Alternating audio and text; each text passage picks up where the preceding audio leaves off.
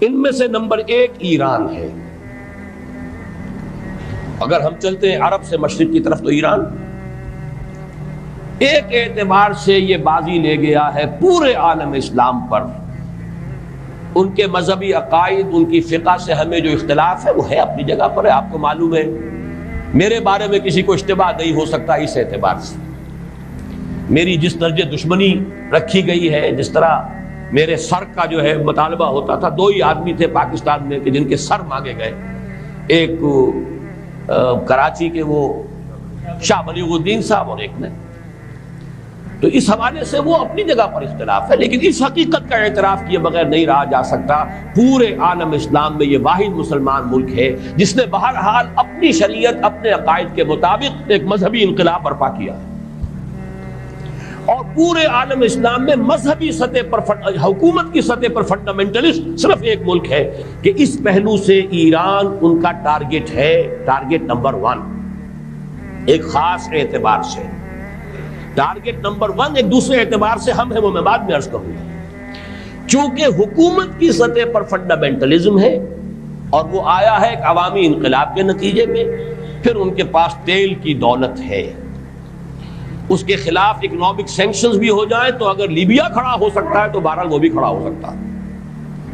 اور نقشہ وہ دنیا کو دکھا چکا ہے کہ لڑا دے ممولے کو شہباز، یہ نقشہ بھی اس نے دکھا دیا. یہ ہے ایران کا معاملہ. نمبر 2 پاکستان. پاکستان 400 برس کی تجدیدی مساعی کا امین ہے، امانت دار ہے. پورے ہندوستان میں مجدد الفسانی رحمت اللہ علیہ، شاہ ولی اللہ دہلوی رحمت اللہ علیہ، سید احمد بریلوی رحمت اللہ علیہ اور ان کا جہاد، پھر اس 20ویں صدی عیسوی میں یا 14ویں صدی ہجری میں علامہ اقبال جیسا مفکر، مولانا مودودی جیسا مصنف، مولانا الیاس جیسا مبلغ، شیخ الہند جیسا مجاہد حریت، پورے عالم اسلام میں ان کا پیرلل کوئی موجود نہیں.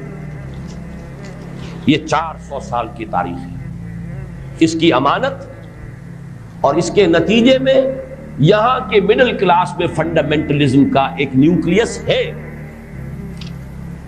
اگرچہ حکومت کی سطح پر کوئی پیش رفت نہیں ہو سکی آج تک، بلکہ اب تو پسپائی ہو رہی ہے، اب پیچھے ہٹ رہے ہیں. وہ ہمارے ان سیاسی جو بھی زعماء ہیں، جو جماعتیں ہیں، ان کی غلطی اور الیکشن ہی کو واحد میدان بنا کر اس کے اندر اپنا سارا وقت و توانائی اور قوتیں ضائع کر دینا، یہ ہے در حقیقت جس کا کہ یہ صدا مل رہی ہے کہ اس اعتبار سے تو پسپائی کی طرف ہے معاملہ، کسی پیش رفت کی طرف نہیں ہے. لیکن باہر والے تو دیکھتے ہیں نا کہ اندر کیا کچھ مواد موجود ہے. اگر مڈل کلاس میں وہ فنڈامنٹلزم کا بارود موجود ہے تو کسی بھی وقت اس کے اندر جو ہے وہ کوئی دھماکہ ہو سکتا ہے. دوسری بات جو ان کے لیے ایک اعتبار سے ٹارگٹ نمبر 1 ہمیں بنا رہی ہے وہ ہمارا ایٹمک نو ہاؤ ہے. پورے عالم اسلام میں اور کسی کے پاس نہیں. اسلامی بم اگر بنے گا تو یہی بنے گا.